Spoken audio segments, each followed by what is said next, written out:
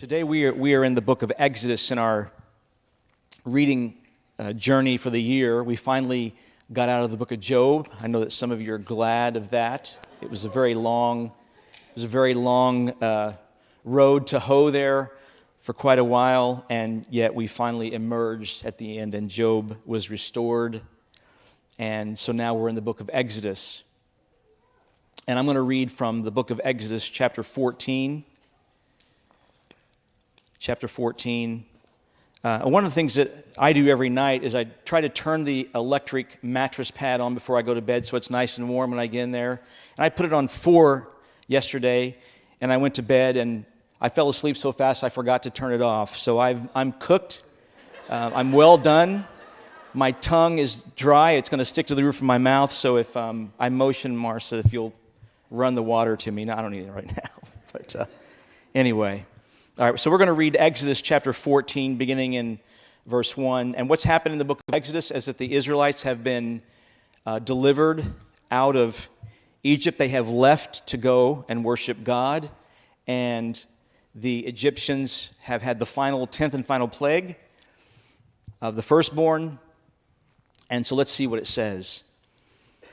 Exodus 14, verse 1. Then the Lord said to Moses, "Tell the people of Israel to turn back and encamp in front of Pi-hahiroth, between Migdol and the sea, in front of Baal-zephon. And you shall encamp facing it by the sea. For Pharaoh will say of the people of Israel, they are wandering in the land, the wilderness has shut them in. And I will get glory over Pharaoh and all his host, and the Egyptians shall know that I am the Lord." And they did so. So let's talk a little bit about the background of the book of Exodus here. So the book of Exodus continues the narrative of Genesis and picks up the story of God's promise of land, offspring, and blessings to Abraham's descendants and to the nations. And one of the promises has begun to be realized, and that is that they're having offspring. And if you read the beginning of chapters of Exodus, we find that they are being fruitful and multiplying. And you remember that about 70 people went down into Egypt. Joseph was already there and after his expulsion from among his brothers, and he wound up second in command in Egypt. And then he invites his family to come down, and he dies, and they all die. And now it's 400 years later, longer than this nation has been in existence, and they have now multiplied to 2 to 3 million people. And so what does Israel have, or Egypt have? They have a migrant crisis. They have a migrant crisis. And we know all about this today. The United States is wrestling with a migrant crisis. The European Union is wrestling with a migrant crisis where numerous peoples from one place relocate to another, whether it's legally or not legally. But you have all these people here now. And so what do the Egyptians do? They make them slaves. That's how they dealt with their crisis. And it starts to look pretty bleak for the Israelites as they are enslaved and they are trying to leave under Moses. And this crisis, though, is something that God sees as a great opportunity, because God's going to use this crisis as an opportunity to deliver the people out of Egypt. A recent book entitled "Migration and the Making of Christianity" argues that migration was a key factor in Christianity becoming the world's largest religion, and maybe it's even more important than official missionary activity. In the New Testament, there's a power couple, Aquila and Priscilla, that we are introduced to. They're in Rome, and they get expelled from Rome. They land in Corinth, and they start the first Christian church there in Corinth. They're part of that. So God uses the migration of people to spread his message. Many of you have migrated from other parts of the world, and what you're doing here is part of God's providential plan for your life. And so we're about to embark through the book of Exodus, and the book of Exodus shows God turning these crises into opportunities. And the CSB Worldview Study Bible talks about some of the things that we're going to see unfold, which are also pointing to the future work of Jesus. Things like rescue from oppression we're going to see, provision, God's faithfulness to his promise, the presence of God, the glory of God, the knowledge of God. We're going to see a new identity for people that is based on God's actions rather than their own failings. We're going to see people worshiping God. We're going to see them living in a faith community. We're going to see a connection between the reputation of God and his relationship to a group of people. We're going to see obedience, rebellion. We're going to see the power of intercessions as Moses intercedes for his fellow Israelites and God relents on action he was going to take. And we see gracious forgiveness. So we are going to see how God liberates people, but it's not just liberation from, it's liberation to. And many of us, as we think about how we became Christians, probably a lot of it was that we were dissatisfied with our life and the way it was going, and we wanted to get away from the life that we were living. We wanted to get away from things we were doing and choices we were making. But it's not just the from, it's also the to. It tells us when Moses was imploring Pharaoh to let them go, he said, "Let my people go so that they may worship me in the desert." So it's not just a from, it's also a to. It's to worship God. So as we carry on here, we're going to see the big idea that God desires to liberate us from sin and into a relationship with him. God desires to liberate us from sin and into a relationship with him. 4 things I want to look at in this message today. Number 1, God leading us can look like confusion. Number 2, Egypt will regret losing your services and will attempt to bring you back. When tested, beware of the security of the known. And number 4, salvation requires a decisive break from our old way of life. So let's look at these 4 things one by one. Number 1, God leading us can look like confusion. So we see the Israelites, and they have left Egypt, and they are pretty much in the clear. And then what does God tell them to do? It says right there in verse number 2 of chapter 14, turn back and encamp. So they're making their way out. They're in the clear from the Egyptians, and God tells them to turn back. And what's that going to do? They're going to turn back, and they're going to put themselves in a position where they are vulnerable again. Listen to what commentator James Murphy says. Thus, the Israelites in their new station would have the mountains on the west and south and the sea on the east. They were thus brought into the only place where an effectual barrier could be put between them and the pursuing enemy. This very position of Israel, which is eventually to relieve them from a harassing and overwhelming foe, seems of all others the most certain to leave them an easy prey for the destroyer. So they are putting themselves in a position where they're boxed in. The sea on the front, mountains on either side, and then the Egyptians pursuing them from the rear. So the Israelites are vulnerable. God led them there into that vulnerable place. When you become a Christian, to other people it might look like a lot of confusion happening. You might make decisions and do things that don't make any sense to other people. The Israelites were doing this. And we understand vulnerability has a number of different elements to it. You can have social vulnerability where you're isolated from other people. You have no support system around you. You can be economically vulnerable where you don't have the money to pay your bills or you don't have access to the basic things that you need. There is physical vulnerability such as aging, illness, the loss of your good looks. All of these things that make you feel a little bit vulnerable. And the Egyptians in this text are emboldened by the apparent confusion. They see this as an opportunity. Pharaoh will say, it says in verse 3, they are wandering in the land and the wilderness has shut them in. God was putting them in a place where he could do a mighty work. So it looked to others like a lot of confusion was happening, but it was exactly the direction that God was taking them. God sees opportunity where we see weakness. God sees this location as the place of opportunity. So God leading us can look like confusion to the outsider, But what we also see here is that it is an opportunity. And the second thing we see is that Egypt will regret losing your services and will attempt to bring you back. Verse 5, when the king of Egypt was told that the people had fled, the mind of Pharaoh and his servants was changed toward the people. And they said, what is this we have done, that we have let Israel go from serving us?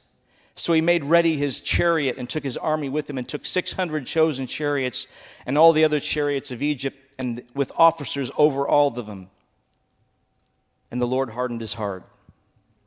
And he pursued the people of Israel while the people of Israel were going out defiantly, it says. So the Egyptians changed their mind. What had happened? Their firstborn in all of their households had been killed, and so they were in a national state of mourning. And now it's a week or two later, and they are coming to their senses again, and they're saying, what have we done? We have just let our entire workforce go. Who's going to do all these jobs for us now? Who's going to take care of everything now that the whole Israelite community is gone? And so what do? They say, let's go get them and bring them back. When you become a Christian, your coworkers, your family, and your friends may very well the old you to come back. And they'll try to help you bring that old you back. They want to lure you back to Egypt. They want to bring you back to Egyptian bondage because they like you there. They don't want you to be this new person that you're trying to become. Another interesting thing we see here in this passage is that the Israelites, it says, left confidently in their newfound change of circumstances. At the beginning, at least, look, it says in verse number 8, that Israel, the people of Israel, were going out defiantly. The Hebrew word for defiantly is to go out with your hand high in the air, to go out with a high hand. You know, they're saying, yes, we are out of Egypt. We are going. It's football season, and a lot of the football celebrations I see now getting out of hand, don't you? What do you think about that? All these people beating their chest and all sorts of things. It's crazy, but that's kind of what the Israelites were doing. They had their hand in the air and they were saying, yes, we are leaving out of Egypt. They went out with a high hand. They were confident that their God was more powerful than the Egyptian gods that had been conquered through all of the different plagues. The problem is this new jubilation wears off after a little bit of time. And it didn't take long for the Israelites' jubilation to wear off.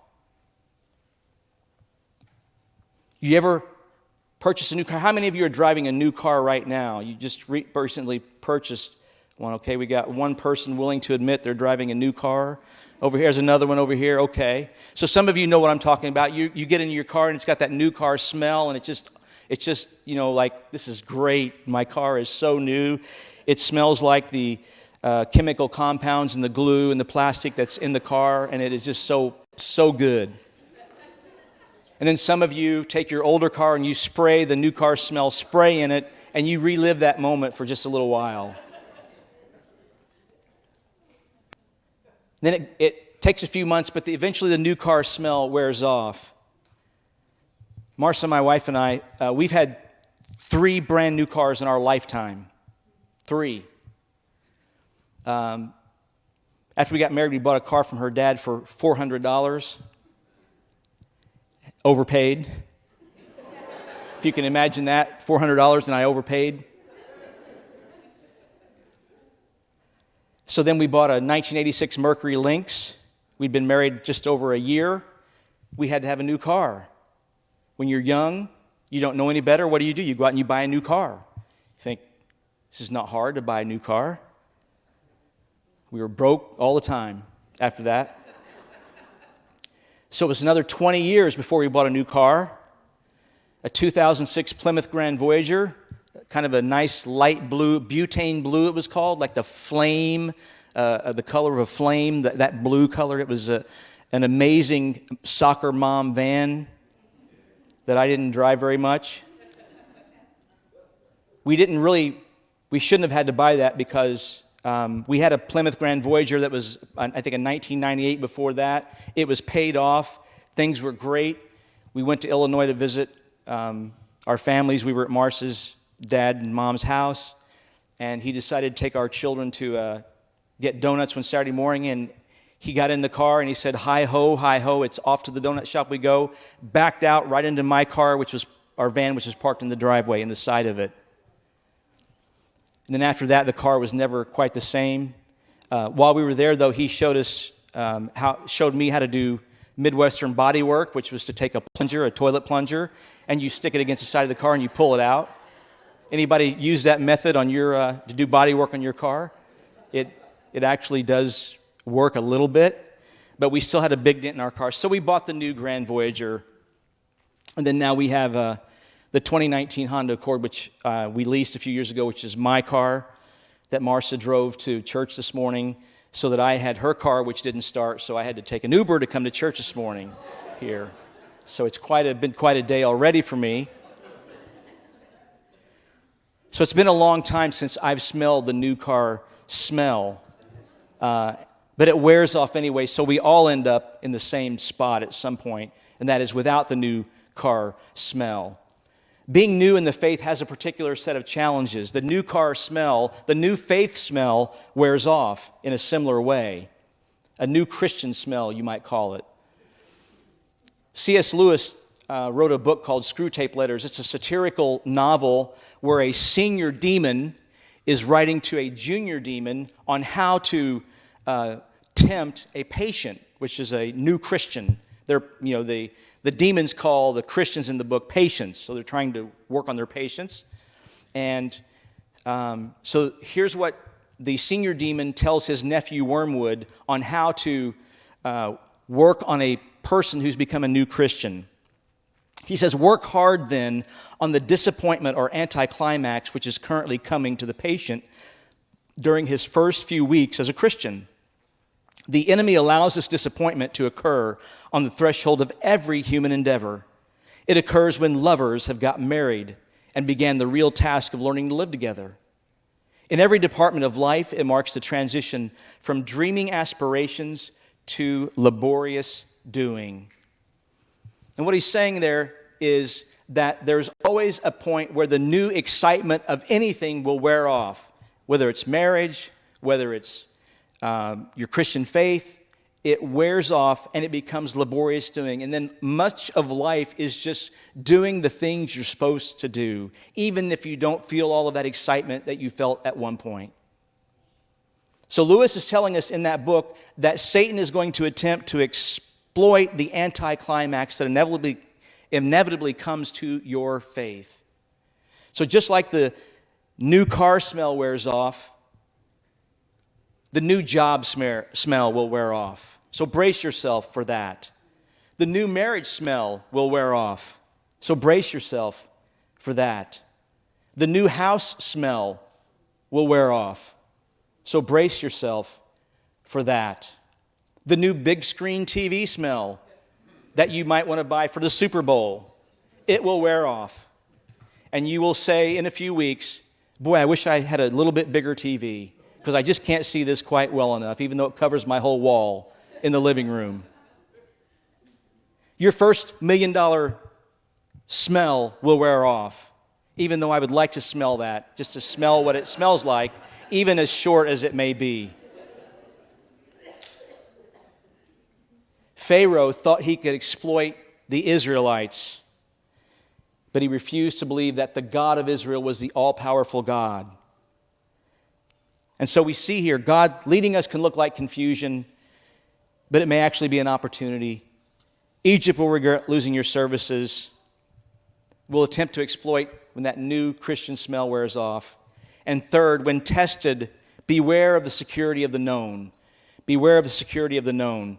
It says in chapter 14, verse 10, when Pharaoh drew near, the people of Israel lifted up their eyes, and behold, the Egyptians were marching after them, and they feared greatly.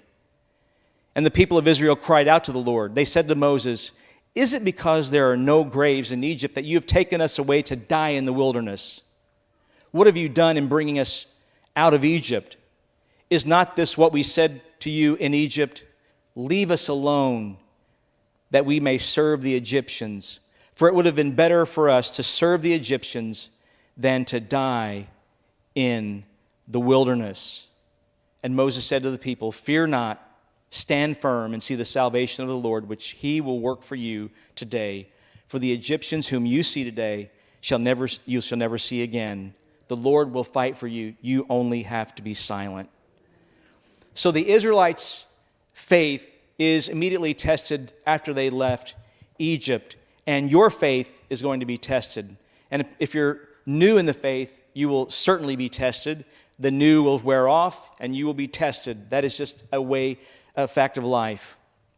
And what often tempts us is the security of the known lures us, attempts to lure us back away from the insecurity of the unknown. And I would say becoming a Christian, living a life of faith, there's a lot of unknown where you're called to do things that, goes against the grain, that other people aren't doing, that goes against the choices the world would make. You're called to do things. And so what can happen? People can say, you know what? Egypt wasn't great, but I got 3 square meals a day. I knew what my work schedule was going to be. There was a lot of pressure to make a lot of bricks, but at least I knew what was going on each day. I have no idea what I'm doing out here as I leave into this life of faith. I have no idea how it's going to turn out. I think I want to go back. It's more secure there. That having a bad relationship is better than no relationship at all. We say all kinds of things to justify going back to that old way of life and the security that it holds. Security, even in bad circumstances, can be preferable to the uncertainty of faith. Shouldn't be that way, though. Listen to what Warren Wiersbe says about this passage. He says, "As long as the Israelites kept their eyes on the fiery pillar and followed the Lord, they were walking by faith and no enemy could touch them. But when they took their eyes off the Lord and looked back and saw the Egyptians getting nearer, they became frightened and began to complain." God saves them from Egypt through the Red Sea, and he's leading them to teach them how to live. He's going to lead them to Sinai and teach them how to live, but they've not gotten there yet. And they're in jeopardy of ditching the whole brand new life and going back. So let's see what happens. Verse 15 to 18 shows us that salvation requires a decisive break with the old life.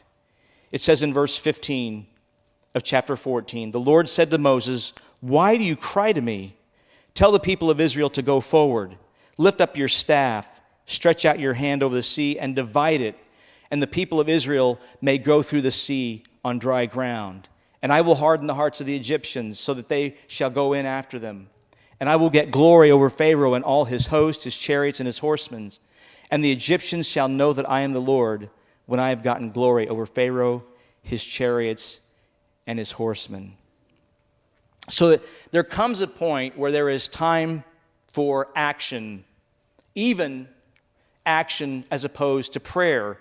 Notice what it says there in verse 15. "Why do you cry to me? Tell the people of Israel to go forward." There's a time you just have to take the step. It's not time to pray about it anymore. You know what to do. Praying, it would just be an excuse in that case. Or corporate worship or anything else that resembles nibbling around the edges. A lot of people come around the church, they try it out, they nibble around the edges, but they don't fully enmesh themselves in it. God was calling them to fully enmesh themselves in their life of faith, that they were going to step into the Red Sea, that they were to stop praying, calling out, crying out. They were to go toward the sea. The Israelites had to step into the water by faith. And it tells us in the African Bible commentary that this was an act of new creation. And here's what it says. It says these same words, and the words are, "Stretch out your hand over the sea and divide it," were the same words that were used in Genesis 1:9 to describe the separation of the seas and the earth. When God was creating the world, he separated the seas from dry land. This is the exact same wording that's used in this passage. What does it mean? It means that God was making them a brand new creation. They were going to be a brand new people. Their old life was going to go away, and their new life was going to lead them to and through the Red Sea. Are you a new creation today? Have you experienced the exodus out of your old way of life and into a new way of life? The early settlers in our country here in the United States saw themselves as passing through the Red Sea. When they got on the ships in Europe and they went across the Atlantic Ocean, they saw themselves as living and leaving a life of lack of freedom and lack of ability to worship God in the ways their consciences called them to do. And they saw themselves as going through the Exodus, through the sea, landing on the shores of North America, where they would be able to worship God according to their conscience. Exodus. So initially, our exodus, I think, is renouncing an old way of life, a way of life. It's calling Egypt for what it is. Egypt is slavery. But we can renounce a way of life and not leave it. We can say, I don't like this life, and stay in it and not change. And say, well, it's the life I've got. It's not the best life, but it's what I've got. And I'm at least know what it's going to happen each day. And if I change, who knows what's going to happen? So we loathe the life, and yet we still hang on to it. Exodus. God calls us through the Red Sea to a brand new way of life. I'm going to invite the worship team to make their way back. Look at what we've done so far. We've seen how God leading us can look like confusion. We've seen that Egypt is going to regret losing your services, and they're going to come and try to pull you back. When tested, beware of the security of the known, because that can be very appealing in a life of faith and uncertainty. And salvation requires a decisive break from our old life. In January, we observed Martin Luther King Jr.'s holiday. UPS, we've done this for 2 years now. We had never observed it as a holiday before, and we got another holiday, which was pretty awesome, I have to say. Always glad to not go to work on a day. And it was the long stretch where it went from, New Year's Day all the way to May 30th or whatever to Memorial Day. So now we've got another holiday in there, which was good. And Martin Luther King is someone I was interested in seminary, and so I did a paper on Martin Luther King, researched his life, and wrote a paper, talked about how where he'd gone to college. He went to Crozer Theological Seminary, then he went to Boston University. He wrote his PhD dissertation on the concept of God in Paul Tillich, a philosopher, and I just admired his intellectual way of applying Christianity to social problems and his influence in American culture and life, which I thought was great. And so I took the paper that I wrote in seminary when we moved here to New Jersey, and I submitted it to the Bergen Record, which used to be a newspaper here. I can't even tell if it still exists. But I submitted it, and they printed the article in the newspaper. They put a big picture of Martin Luther King with it from a time in Newark, and it was something I was very proud of that had happened when I got here in New Jersey, playing with the big boys now. I'm from Illinois, and now I'm with the big boys in New Jersey. Put my paper in there and put my article, and they published it. So now I feel like I've arrived.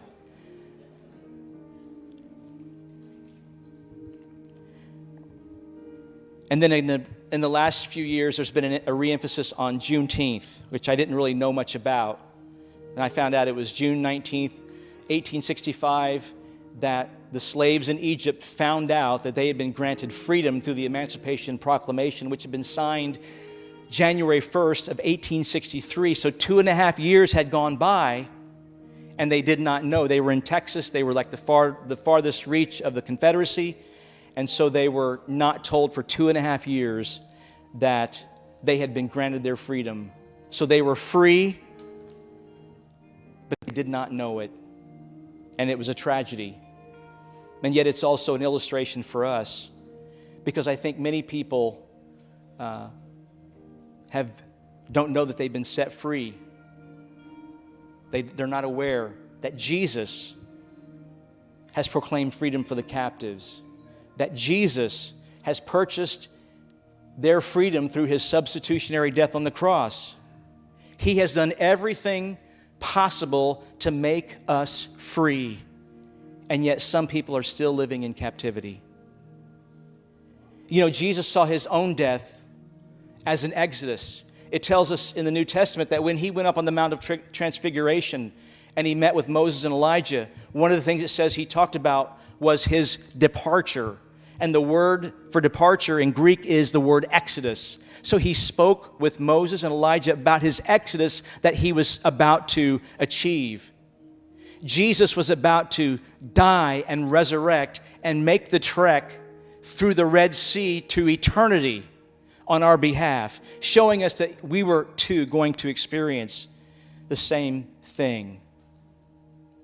So Jesus is our new Moses, leading the way for God's people to a new mode of existence. He's a new Moses leading God's people to a new chosen promised land. In other words, Jesus is the new Moses who has come to deliver us from a country more oppressive than Egypt, the present world order, characterized by sin, death, and eternal separation from God, and governed by a ruler far worse than Pharaoh, and that is Satan. Jesus has made a way where there seems to be no way in our lives. He has set us free. Have you experienced the freedom that Jesus has provided for you?